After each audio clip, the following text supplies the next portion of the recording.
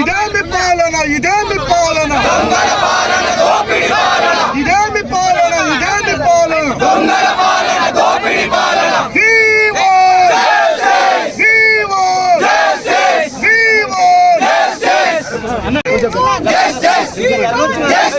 మా పిల్లలు పల్లెకిలో మొయ్యాలి, చచ్చిపోతే మా పిల్లలు ఎన్ని రోజులు కావాలి? ఇట్లా మేము ఎన్ని రోజులు కావాలి? మా పిల్లలు మా ఇళ్లలోకి వచ్చి చూస్తే తెలుస్తుంది. ఒక్కొక్కటి కూలి పని చేసుకుని పిల్లలను చేతగాకి ఇక్కడ పంపిస్తున్నాం. ఒక్కరోజు ఆలోచించిన ఈ ముఖ్యమంత్రి, ఒక్కరోజు ఆలోచించి ఎమ్మెల్యేలు అప్పుడు కేసీఆర్ ప్రభుత్వంలో ఇట్లనే అయింది, ఇప్పుడు ఈ ప్రభుత్వం ఇట్లేదు. మరి ఎప్పుడు బాగుపడుతుంది ఈ సిస్టమ్? అప్పుడు చచ్చిరి, ఇప్పుడు చచ్చిరి. మరి ఎక్కడున్నది తేడా? ఒక్కరు కూడా పట్టదు. వచ్చి రోడ్ల మీద కూర్చోవాలి. ఎన్ని సంవత్సరాలు కూర్చోవాలి మరి రోడ్ల మీద? ఇట్లా ఎప్పుడు ఆలోచించారా సార్ మీరు? దయచేసి మీరు వాళ్ళని తీసుకురండి, ఆర్సీ తీసుకొచ్చి రైటింగ్.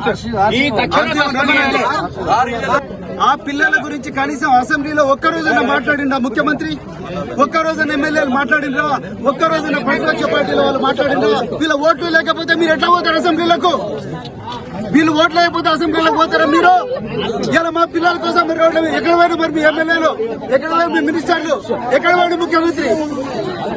ఈరోజు మరి సూర్యాపేట జిల్లాలో ఇమాంపేట సూర్యాపేట పట్టణం ఇక్కడ మరి సాంఘిక సంక్షేమ గురుకుల పాఠశాలలో ఇంటర్మీడియట్ రెండవ సంవత్సరం విద్యార్థిని వైష్ణవి మరి అనుమానాస్పదిలో మరి కాలేజీలో మరణించడం జరిగింది.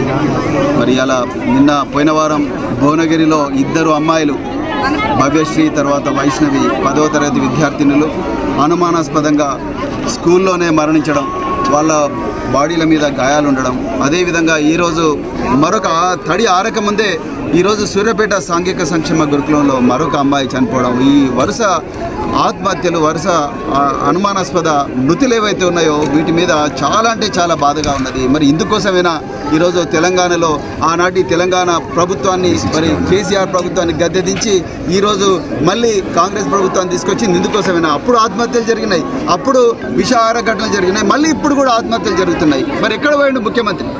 ఎక్కడ పోయిండు ఎమ్మెల్యేలు? అసలు ఈ శాఖకు ఒక మంత్రి కూడా లేడు. ఎవరు చూస్తున్నారో తెలియదు, ఎవరికి చెప్పాలో తెలియదు. వీళ్ళందరూ ఓట్లు వేస్తేనే కదా ఇలా ఆయన ముఖ్యమంత్రి అయింది. ఇలా వీళ్ళందరూ ఓట్లు వేస్తేనే కదా ఈ పార్టీలు ఎమ్మెల్యేలు అయినరు. ఈరోజు అసెంబ్లీలో ఇంత చర్చ జరుగుతూ ఉన్నది, మరి ఎక్కడ కూడా ఈ చనిపోతున్న విద్యార్థుల గురించి మాట్లాడతలేరు. అంటే ఏంది వీళ్ళు ఒక 10 రూపాయలు 20 రూపాయలు ఇస్తే మెల్లకుండా ఉంటారనా? లేకపోతే ఒక హామీ ఇస్తే మెల్లకుండా ఉంటారనా మీ ఉద్దేశం? ఒక్కరు కూడా మాట్లాడలేదు, కనీసం 2 నిమిషాల మౌనం కూడా పాటించలేదు చనిపోయిన పిల్లల గురించి భువనగిరిలో. అది తడి ఆరక ముందే ఇవాళ ఇంకొక అమ్మాయి చనిపోయింది, రేపు ఇంకొక అమ్మాయి చనిపోయింది, గ్యారంటీ ఉన్నది. రెక్కాడితే డొక్కాడని కుటుంబాలు మా బతికేనే తెల్లారింది, కనీసం వీళ్ళ బతుకులైనా బాగుండాలని పిల్లల్ని తీసుకొచ్చి ప్రభుత్వ గురుకుల పాఠశాలలో పెడితే ఇలా గురుకుల పాఠశాల కూడా పిల్లల బతుకుల గ్యారంటీ లేదు. నేను అంటున్నా, అయ్యా రేవంత్ గారు మీకు దండం పెట్టి చెప్తున్నా, మీ 6 గ్యారంటీలు తెలంగాణకు లేకపోయినా మంచిదే సార్, కానీ మా పిల్లల ప్రాణాలకి గ్యారంటీ ఇవ్వండి. మా పిల్లలు సజీవంగా ఉంటారని గ్యారంటీ ఇవ్వండి. మా పిల్లలు బాగా చదువుకుంటారని గ్యారంటీ ఇవ్వండి. మీ 6 గ్యారంటీలు లేకపోయినా మంచిది తెలంగాణ సమాజానికి, కానీ మా పిల్లల ప్రాణాలకు, మా పిల్లల భవిష్యత్తుకు గ్యారంటీ కావాలి.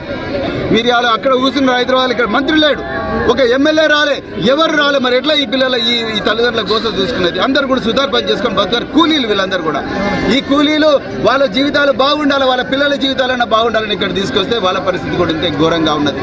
అందుకొరకే అర్జెంటుగా మరి ఈరోజు నేను బాడీ రోజు వచ్చిన హాస్పిటల్లో ఎంతో అంటే ఆ అమ్మాయి ఒక డాక్టర్ అయింది, బైపీసీ స్టూడెంట్, ఇవాళ నిర్జీవంగా పడున్నది. మీరు ఒకసారి ఆలోచించండి, మన పిల్లలకి అట్లయితే ఊరుకుంటామా? ఎప్పటి నుంచో చెప్తున్నాం మేము, దయచేసి గురుకుల పాఠశాలల్లో, ఆశ్రమ పాఠశాలలో, అది ప్రైవేటు పాఠశాలైనా ప్రభుత్వ పాఠశాలైనా సైకాలజిస్టుని పెట్టండి, ఒక కౌన్సిలర్ను పెట్టండి. పిల్లలు అన్ని విషయాలు టీచర్లకు చెప్పుకోలేరు, పిల్లలు అన్ని విషయాలు తల్లిదండ్రులకు చెప్పుకోలేరు. ఒక థర్డ్ పార్టీ కౌన్సిలర్ను పెట్టండి, లేకపోతే సైకాలజిస్ట్ని పెట్టండి. వాళ్ళ మనోభావాలు పిల్లలు చెప్పుకుంటారు, వాళ్ళతోని రహస్యంగా చెప్పుకుంటారు అని చెప్పిన వాళ్ళు కౌన్సిలింగ్ చేస్తారు. పిల్లలు ఆ కౌమార దశలో రకరకాల ఆలోచనలు వస్తాయి. ఆ ఆలోచనలన్నిటి కూడా కంట్రోల్ చేయడానికి ఒక సైకాలజిస్ట్ని పెట్టండి, వాళ్ళ బాధలు చెప్పుకోవడానికి ఒక కౌన్సిలర్ని పెట్టండి అని చెప్పినాం. ఒక్కరు కూడా దీని గురించి మాట్లాడతలేరు. ఒక్కరంటే ఒకరు మాట్లాడతలేరు. అసెంబ్లీలో మాట్లాడతలేరు, అసెంబ్లీ బయట మాట్లాడతారు. వాడిని వీడు తిట్టుకోగా, వీడిని వాడిని తిట్టుకోగా, ఆ శ్వేతపత్రం ఇంకోటి అంటాడు, ఇంకోటి నల్లపత్రం ఇంకోటి అంటాడు. ఈ పత్రాలతోనే నాశనం చేస్తున్నారు టైం అంతా, కానీ ఈ పిల్లల జీవితాల గురించి ఎవరు కూడా ఆలోచిస్తలేరు. అందుకొరకే మేము మళ్ళీ డిమాండ్ చేస్తున్నాం, ఈ సంఘటనకు బాధ్యులైన ప్రిన్సిపాల్ను వెంటనే సస్పెండ్ చేయాలి, ఈ కుటుంబంలో ఒకరికి ప్రభుత్వ ఉద్యోగం ఇవ్వాలి. 3వది, ఈ బాధిత కుటుంబానికి ₹1 కోటి ఎక్స్గ్రేషియా ఇవ్వాలి. అదేవిధంగా ప్రతి గురుకుల పాఠశాలకు, ప్రతి హాస్టల్కు, అది ప్రైవేట్ అయినా ప్రభుత్వమైనా, కంపల్సరీ సైకాలజిస్ట్ లేకపోతే కౌన్సిలర్గా చర్యలు తీసుకోవాలి. అంతవరకు మేము పోరాటం చేస్తూనే ఉంటామని ఈ సందర్భంగా నేను చెప్తున్నా మిత్రులారా.